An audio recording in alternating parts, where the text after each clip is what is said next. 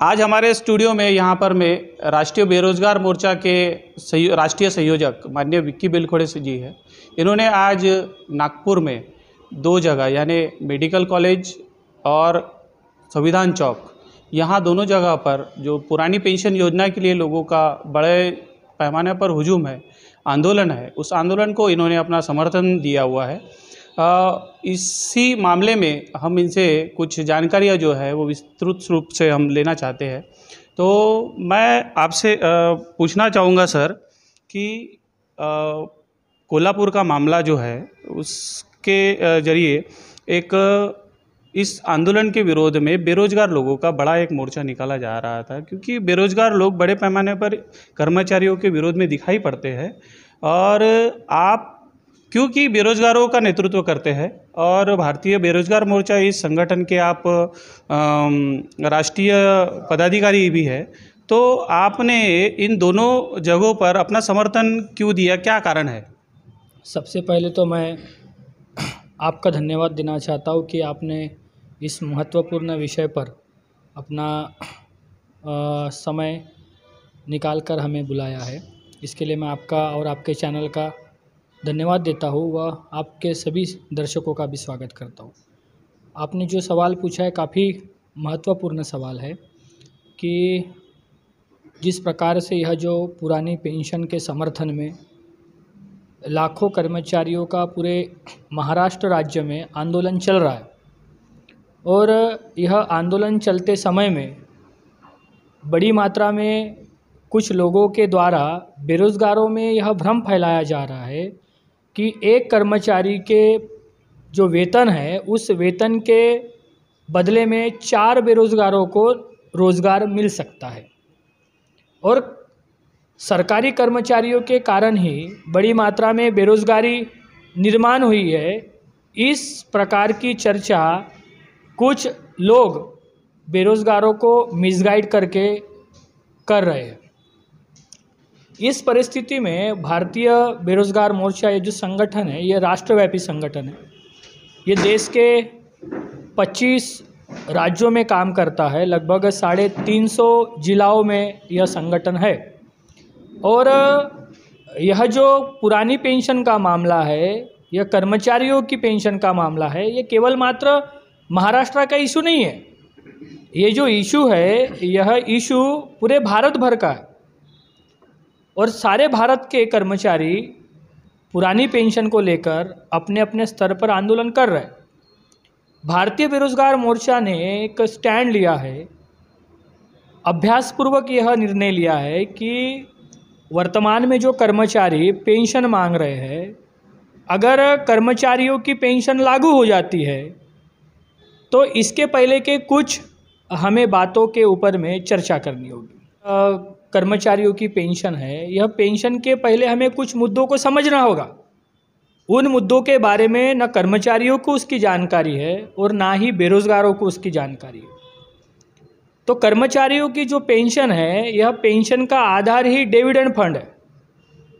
जिस प्रकार से संविधान में 46 और 43 के अनुसार आर्टिकल, इस माध्यम से कर्मचारियों को जो अधिकार बहाल किए गए थे, और 1950 में एक नया उन्होंने उसमें प्रावधान किया कि जीपीएफ जनरल प्रोविडेंट फंड और जीपीएस जनरल पेंशन स्कीम, ये जो दो महत्वपूर्ण अंग है कर्मचारियों के, यह कर्मचारियों का सेफगार्ड है। और भारत में 1950 में बना जनरल प्रोविडेंट फंड, इसके माध्यम से जो ईपीएस है, यह पेंशन स्कीम का मामला है, इसके लिए सरकार यह बाध्य होगी। तो इसके लिए भी सरकार ने यह बाध्यता करने के लिए एक नियम है कि कर्मचारियों के वेतन से 6% हिस्सा यह ईपीएफओ में डाल दिया जाएगा, जो कि सरकार की संस्था है। और यह ईपीएफओ में जो फंड कर्मचारियों का जमा होता है, इस फंड के आधार पर यह सारा भारत के विकास के लिए या फिर सरकारी संस्थानों को खड़ा करने के लिए लगाया जाए। यह सारे अटों को ध्यान में रखते हुए अगर ऐसा होता है तो गवर्नमेंट ने लगभग 348 कंपनियों का निर्माण किया। किस आधार पर किया? तो जो कर्मचारियों का जो डिविडेंड फंड है, उस डिविडेंड फंड से जो पैसा 6% कटा, वह पैसों के आधार पर लगभग 348 संस्थाएं सरकार ने बनाई। इस संस्थानों को चलाने के लिए भी नया मैन पावर लग रहा था, तो नए मैन पावर की ज़रूरत के माध्यम से बड़ी मात्रा में युवाओं को, बेरोजगारों को नौकरियां मिली। और नौकरियां मिलने के बाद में यह जो मामला है, यह नौकरियां मिली और उस कंपनियों में से जो रॉयल्टी आता था, उस रॉयल्टी का कर्मचारियों को रिफंडेबल के आधार पर पेंशन के स्वरूप में, ग्रेजुएटी के स्वरूप में वह कर्मचारियों को देना होता था। लेकिन सरकार ने एक बड़ी बदमाशी ऐसी की कि 1991 में जो एनडीए और यूपीए सरकार दोनों ने साथ में मिलकर जो न्यू आर्थिक नीति लाई, न्यू इकोनॉमिक पॉलिसी जो लाई, जो कि मनमोहन सिंह जी के नेतृत्व में हुआ, इसका समर्थन एनडीए ने, यूपीए ने, दोनों सरकार ने किया। इसमें क्या हुआ कि जो एलपीजी एक्ट लाया, इस एलपीजी में से जो प्राइवेटाइजेशन वाला जो मुद्दा है, प्राइवेटाइजेशन से सारी 350 कंपनियों को, सरकारी कंपनियों को जो कर्मचारियों के फंड के आधार पर खड़ी हुई, उन सारी कंपनियों को बेच दिया उद्योगपतियों को। और बेचने की वजह से क्या हुआ कि कर्मचारियों को की पेंशन मिलने का भी रास्ता रोका गया और युवाओं को, बेरोजगारों को रोजगार उपलब्ध कराने का भी रास्ता रोका गया। इस बात से ये सिद्ध होता है कि यह जो निजीकरण का जो मामला है, सरकारी कंपनियों का निजीकरण, जहां पर नवरत्न, महारत्न जो कंपनियां खड़ी की गई थी, इन कंपनियों को बेचने के कारण ही कर्मचारियों की पुरानी पेंशन को रोकने का काम किया जा रहा है। साथ ही बड़ी मात्रा में युवाओं में बेरोजगारी पैदा हो रही। इसीलिए बेरोजगारों को इस भूमिका को समझना होगा। इसी बात को ध्यान में रखते हुए कि कर्मचारियों की पुरानी पेंशन ही यह रोजगार उपलब्ध कराने का साधन है। निजीकरण को खत्म करने के लिए, उसका विरोध करने के लिए राष्ट्रीयकरण लागू करके, इसीलिए भारतीय बेरोजगार मोर्चा इस आंदोलन को समर्थन करता है। आप हमारे दर्शकों को बताइए कि अगर ये जो 350 कंपनियां जो है, जिसका प्राइवेटाइजेशन किया गया, अगर इसको फिर से सरकारीकरण करके इसको अगर खड़े किया गया, तो इससे बेरोजगारों को क्या फ़ायदा होगा? सबसे पहले तो बात यह है सर कि जो कर्मचारियों की पेंशन जो 2005 से जो नई पेंशन स्कीम में तब्दील कर दी गई, तो वो जो 1991 को जैसे ही एलपीजी आया, तो सरकारी कंपनियां ख़त्म होने के कारण जो कर्मचारियों का डिविडेंड फंड का जो पैसा था, उस पैसे का जो रॉयल्टी और फ़ायदा कर्मचारियों को पेंशन के स्वरूप में मिलता था, वो निजीकरण करने के कारण रोक दिया गया। अगर यह 350 कंपनियां फिर से खड़ी होती है, तो इन कर्मचारियों का जो डिविडेंड फंड का मामला है, वह उन 350 कंपनियों को पुनर्जीवित करने के लिए अगर लगाया जाता है, तो यह सारी की सारी 350 कंपनियों में बड़ी मात्रा में वैकेंसियां निकलेगी, नौकरियां उपलब्ध होगी। तो इसको चलाने के लिए बड़ी मात्रा में मैन पावर की ज़रूरत होती है। तो भारत का जो युवा है, जो बेरोज़गार बन चुका है, उन बेरोज़गारों को रोज़गार भी मिल सकता है। नंबर 1 का मामला, बेरोज़गारों को रोज़गार मिलेगा।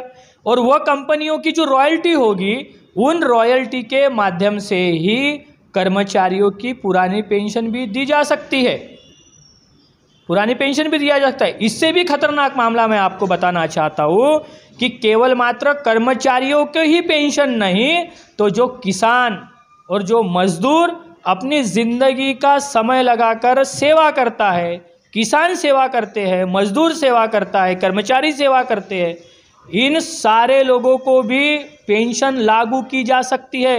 ये इतना खतरनाक मामला 350 कंपनियों का है। अगर ये खड़ी हो जाती है तो कर्मचारियों को भी पुरानी पेंशन दी जाएगी, किसानों को भी दी जाएगी, बेरोजगारों को भी दी जाएगी और मजदूरों को भी दी जा सकती है। ये इतना खतरनाक मामला है। लेकिन सरकार जो है एक षड्यंत्र कर रही है कि नई पेंशन प्रणाली में उन्होंने कहा कि जो कर्मचारी है उसके वेतन का 10% हिस्सा काटा जाएगा और सरकार अपनी तरफ से 14% उसमें अपने तरफ से फंड उसमें इन्वॉल्व करेगी और यह 24% जो फंड है यह शेयर मार्केट के ऊपर लगाया जाएगा। जिससे क्या होगा कि हाल ही में हम लोगों ने सुना कि एक दिन में अदानी ने पूरा का पूरा शेयर मार्केट का सत्यानाश कर दिया। अगर कर्मचारी 30 सालों तक मेहनत करता है और उसका नई पेंशन नीति के आधार पर अगर प्रणाली से उसका पैसा अगर कर्मचारियों का उसका वेतन में से कटता है तो उसका पैसा वापस मिलने की कोई गारंटी नहीं है। क्यों?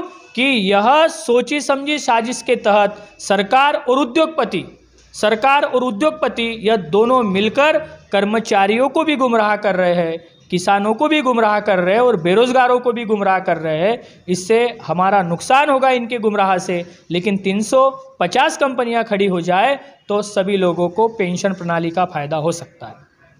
इसका मतलब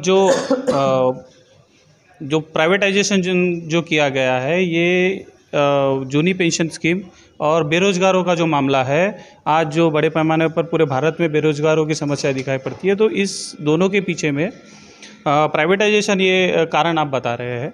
हमने और एक चीज़ सुनी कि आप अपने भाषण में, अपने स्पीच में आप बोल रहे थे कि इसके भी आगे जाकर जो ईवीएम मशीन जो है ये इन तीनों चीज़ों का आपस में तालमेल है, ये किस तरह से आप इसको एक्सप्लेनेशन करेंगे? काफ़ी अहम सवाल आपका है कि पुरानी पेंशन और बेरोज़गारी का यह जो केंद्र बिंदु है यह निजीकरण है। निजीकरण करने से ही पुरानी पेंशन को ख़त्म करना और बेरोज़गारी निर्माण करना, और सरकार केवल मात्र कर्मचारियों के ही विरोध में नहीं, बेरोज़गारों के ही विरोध में नहीं, तो देश के तमाम किसानों के विरोध में काम कर रही है, देश के कर्मचारियों के विरोध में काम कर रही है, देश के सारे जितने भी लोग हैं उन लोगों के विरोध में सरकार काम कर रही है। तो सरकार को इस बात का डर नहीं है क्या कि उनकी सरकार गिर सकती है? अगर इतने लोग उनके विरोध में अगर वातावरण बनाए गए, अगर उनका जनसमर्थन अगर सरकार के विरोध में जाता है तो सरकार सत्ता से बेदखल हो सकती है। आप जैसे और मेरे जैसे साधारण व्यक्ति को यह बात समझती है तो सरकार को नहीं समझती होगी क्या? तो सरकार को समझती है, लेकिन सरकार यह जानती है कि ईवीएम मशीन में घोटाला किया जा सकता है। जनता बेशक हमारे विरोध में चली जाए, अगर विरोध में गई हुई जनता अगर अपने वोट का उपयोग हमारे विरोध में करेगा तो हम ईवीएम मशीन में गड़बड़ी कर कर उनके वोटों को ट्रांसफ़र कर सकते हैं। तो वर्तमान में ये जो सारे हमारे मुद्दे हैं, किसानों के, बेरोजगारों के, कर्मचारियों के, ये सारे मुद्दों का एक महत्वपूर्ण जो स्तंभ है, जो केंद्र बिंदु है, वो इलेक्ट्रॉनिक वोटिंग मशीन है। तो इलेक्ट्रॉनिक वोटिंग मशीन के आधार पर यह सरकार अपनी बदमाशी कर रही है, हिटलरशाही कर रही है। अगर ईवीएम मशीन का बंदोबस्त अगर होता है तो सारी समस्याओं का समाधान रात भर में निपट जाएगा। मगर चाहे फिर वो किसान हो, चाहे फिर वो कर्मचारी हो, चाहे फिर वो अन्य बेरोजगारों के संगठन हो, विद्यार्थियों के संगठन हो, जो भी संगठन है, सारे मुद्दों पर बात करते हैं, ईवीएम पर कोई बात नहीं करता। इसी कारण उनका किसी भी समस्या के आंदोलन का समाधान नहीं होता। हमारे सामने उदाहरण है मराठा क्रांति मुक्ति मोर्चा के। लाखों के मोर्चे देश में ही नहीं, राज्य में नहीं तो विदेशों में तक निकले। कई मराठा युवाओं ने, हमारे भाइयों ने अपनी कुर्बानियां तक दी, मराठाओं को आरक्षण मिलना चाहिए, लेकिन अभी तक कुछ नहीं हुआ। केवल मात्र आश्वासन दिया गया और आश्वासन देने के बाद कुछ नहीं हुआ। अगर ऐसे आंदोलनों में अगर ईवीएम मशीन को अगर पकड़ा जाए तो सारा मामला रफा दफा हो सकता है। लेकिन कुछ कर्मचारी इस बातों को लेकर संभ्रम में है कि ईवीएम यह राजनीति से जुड़ा हुआ मामला है और राजनीति अगर हम हमारे आंदोलनों में करेंगे तो कहीं ना कहीं उनकी नौकरियां जा सकती है, ऐसा उन्हें लगता है। लेकिन जो भी व्यक्ति इस भारत में संविधान है और संविधान में लोकतंत्र है और लोकतंत्र का आधार ही चुनाव प्रक्रिया है। जो भी व्यक्ति वोट देता है वो राजनीति करता है। अगर कर्मचारियों की समस्या हो या कर्मचारियों के हक और अधिकारों की बात हो, अगर वह अपने वोट का उपयोग सरकार गिराने के लिए करेगा तो ही सरकार झुकेगी। तो उसका आधार ही ईवीएम मशीन है जो वोट ट्रांसफ़र करता है। इसीलिए मैं तमाम कर्मचारियों के संगठन को मैं विनंती करना चाहता हूँ कि उन्होंने अपने आंदोलन में निजीकरण, यह महत्वपूर्ण मुद्दा है, इसको साथ साथ इलेक्ट्रॉनिक वोटिंग मशीन का विरोध करना यह भी एक अच्छा महत्वपूर्ण मुद्दा है। अगर इन दो मुद्दों को लेकर अगर देश में कोई भी संगठन और किसी भी मुद्दे को लेकर अगर आंदोलन करता है तो वह संगठन आंदोलन करने के बाद जब घर में जाकर रात को सोएगा ना, तो सुबह जब टीवी देखेगा तो उसको न्यूज़ दिखेगी कि इस संगठन के समस्या का समाधान हो चुका है। क्योंकि ईवीएम मशीन महत्वपूर्ण है, तो ईवीएम मशीन का भी बंदोबस्त करना बहुत ज़रूरी है, जिसके माध्यम से भारतीय बेरोजगार मोर्चा बड़ी मात्रा में यह करेगा। बहुत बहुत धन्यवाद सर आपका।